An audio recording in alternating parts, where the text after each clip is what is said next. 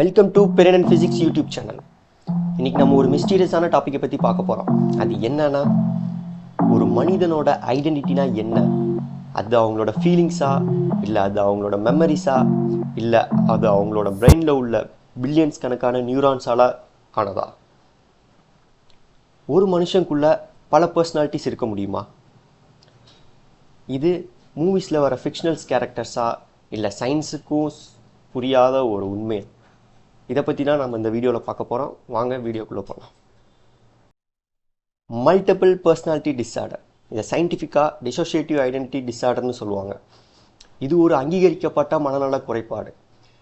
இந்த குறைபாடால் பாதிக்கப்பட்டவங்க எப்படி பிஹேவ் பண்ணுவாங்கன்னா, ஒரே பர்சன்ஸாக இருப்பாங்க, பட் அவங்களுக்குள்ள 2 அல்லது அதுக்கு மேம்பட்ட பர்சனாலிட்டிஸ் ஏற்படலாம். அப்படி அவங்களுக்குள்ளே ஏற்படுற ஒவ்வொரு பர்சனாலிட்டிக்கும் ஒவ்வொரு அடையாளம், அதாவது ஐடென்டிட்டி, ஒவ்வொரு ஃபீலிங்ஸ், அதாவது உணர்வுகள், ஒவ்வொரு மெமரிஸ், அதாவது நினைவுகள், அது மட்டும் இல்லாமல் அவங்க ஒவ்வொரு ஐடென்டிட்டிக்கும் ஒவ்வொரு பிஹேவியர் இருக்கும். ஸோ அப்போ இதுலேருந்து என்ன தெரியுது? ஒரே உடலுக்குள்ள பல உயிர்களா? அப்படியே அர்த்தம் கிடையாது. நம்ம பிரெயினில் கிட்டத்தட்ட 86 பில்லியன்ஸ் நியூரான்ஸ் இருக்குது. ஒவ்வொரு நியூரான்ஸ்லேயும் கால்சியம், பொட்டாசியம், சோடியம், இந்த அயான்ஸ்லாம் மூமெண்ட்டில் இருக்கும். இப்போ ஒரு அயான்ஸ் மூமெண்ட்டில் இருந்துச்சுன்னா அங்கே ஒரு எலக்ட்ரிசிட்டி ப்ரொடியூஸ் ஆகும். இந்த எலக்ட்ரிக்கல் சிக்னல் தான் நம்மளோட மெமரிஸ், நம்மளோட ஃபீலிங்ஸ், நம்மளோட பிஹேவியர், இது எல்லாத்தையும் டிசைட் பண்ணுது. ஸோ இந்த பேசிக் ஃபண்டமெண்டல்ஸ் இன் எலக்ட்ரிசிட்டி வந்துட்டு நம்ம ஃபிசிக்ஸே எக்ஸ்பிளைன் பண்ணோம். பட் நம்ம பிரெயினுக்குள்ளே அந்த நியூரான்ஸ்லாம் மைக்ரோஸ்கோபிக் ரேஞ்சில் இருக்கும். ஸோ அப்போ மைக்ரோஸ்கோபிக் ரேஞ்சில் இந்த மேக்ரோஸ்கோபிக் இதை நம்மளால் அப்ளை பண்ண முடியும். ஸோ இந்த இடத்துல சயின்டிஸ்ட் நம்ம பிரெயினை எக்ஸாமின் பண்ணி சில விஷயத்தை கண்டுபிடிச்சிருக்காங்க. அது என்னன்னா, நம்ம பிரெயினில் ஐடென்டிக்கல் சென்டர்னு ஒரு ரீஜியன் இருக்குது. அந்த ரீஜியன் எப்படி உருவாகும்னா, நம்ம பிரெயினில் பில்லியன்ஸ் கணக்கான நியூரான்ஸ் இருக்கும். அது எல்லாம் கம்யூனிகேட் பண்ணி ஒரு ஐடென்டிக்கல் சென்டரை உருவாக்கும்.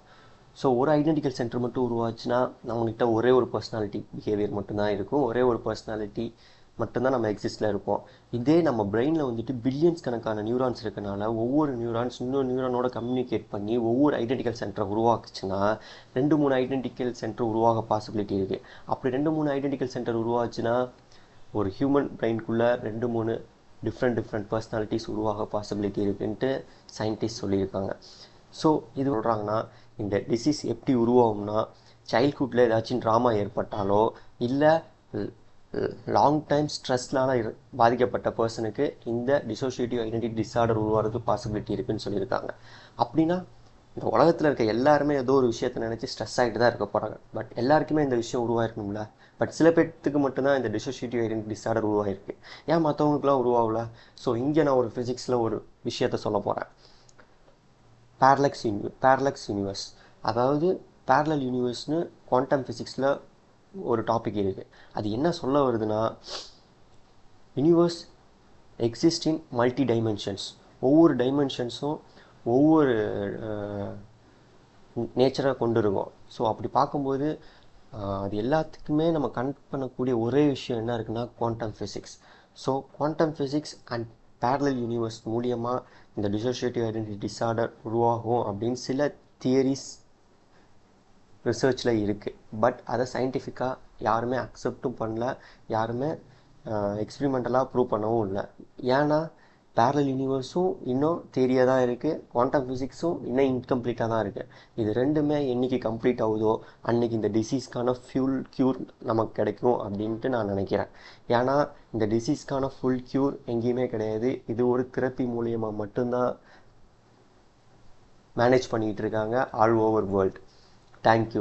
இது மட்டும் ஒரு மிஸ்டீரியஸான டாப்பிக்கை பற்றி உங்களுக்கு தெரிஞ்சுக்கணும்னா இந்த சேனலை சப்ஸ்கிரைப் பண்ணுங்கள், பெல் ஐக்கானை கிளிக் பண்ணுங்கள்.